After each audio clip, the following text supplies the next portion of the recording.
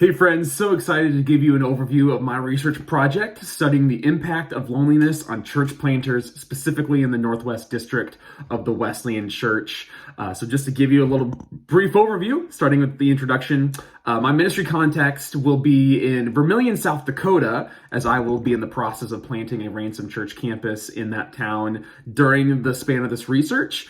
So with going through the Awaken Church Planting Network myself, and with South Dakota being a part of the Northwest District, that is how I am landing on my district as the ministry context, as well as the Awaken Church Planting Network. There are some planters who've gone through the network and have gone to other states, but since they have still gone through our district for training, they could potentially be a part of my audience as well for who I'm researching.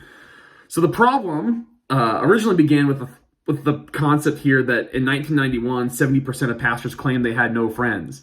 Pastoral ministry in itself is lonely, right? We all know this pretty well, but how much worse is that, and how much more so does that apply to church planters who uproot themselves into completely new communities in trying to get all that stuff figured out? So the problem I'll be researching is, how does loneliness impact church planters' lives and ministry in the Northwest District of the Wesleyan Church, with the ultimate purpose being to learn the friendship practices of church planters, as well as to enhance support networks in the district and improving church planting training in this area to set them up for success. So some assumptions, limitations, delimitations. I'm assuming church planters are indeed lonely, wouldn't be an issue, but needed studying otherwise. I'm also assuming that church planters don't have a social deficit. Like they're not lonely because they don't know how to relate to other people. It's the nature of the ministry in itself. It can be assumed I'll have some limitations studying this and maybe even interpreting data, as I'll be going through the church planting process myself. I might be more prone to assume other people feel what I'm feeling, so I'll need to be careful with that. And Zoom is going to be my primary interviewing tool. It's great until you have an unreliable internet connection, or if something happens with the recording, that could limit my results as well. Delimitations, I'm specifically focusing on the Northwest District of the Wesleyan Church, as well as really focusing on supportive and personal friendships, not professional friendships where, maybe someone might consider their pastor to be a friend, but the pastor doesn't see that as a reciprocal friendship. Or specifically looking on supportive network spiritual friendships in that way. Conceptual framework, I'm going to provide the theological and theoretical backbone of the study in three main veins. Part one is going to be loneliness in the pastorate. We'll look at biblical stories of Elijah, Moses, Jeremiah, Jesus, and the Apostle Paul, and how they struggled with loneliness in their ministry, as well as some theological voices on that, and some modern social science voices from Barna, Exponential, Association of Related Churches, and other studies specifically on loneliness in ministry and church planters.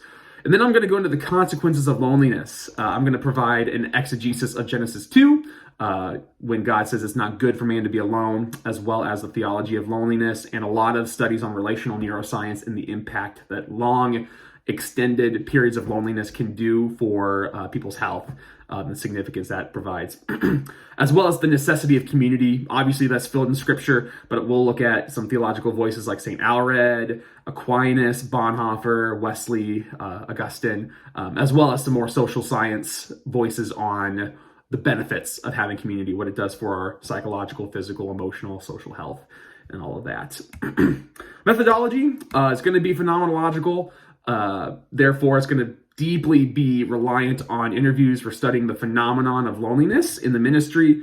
We're going to do semi-structured interviews, 5 questions probably that'll be standard throughout all interviews, with a couple of extras thrown in there based on how the conversation goes. I'll probably interview 7 to 10 church planters, just go really deep in these conversations with planters on the field. And then as far as transcribing and coding goes, I'm most likely going to hire out and outsource people to transcribe my data for me, so that way they can give me really good transcriptions of that, and then I will code that data through other software and analyze common themes. And of course, ethical considerations. This is sensitive stuff, so all of this is going to be kept private, and church planters will be referred to as planter A, planter B, planter C, and so forth through the study. Results and conclusions. The study is going to be a success if a deeper understanding of planters' experience with loneliness is discovered, obviously. But really the most important insights are going to come down to learning how planter training, church planter training, and denominational resourcing can help alleviate the issues of loneliness. If we can get feedback on solutions for that, that'll be awesome. And then finally, for the conclusion, I'll provide personal significance. How has this impacted me? Ecclesial significance. How is this going to impact the church? Relating it back to the theological and theoretical concepts that we talked about earlier, as well as suggestions for further study. If there's anybody else who wants to replicate this study, here's my suggestions for how to go about it. Maybe some things to change for next time. So that is a look at my study. Thank you guys so much for all the feedback you've given, and can't wait to see where everybody else's projects go. God bless.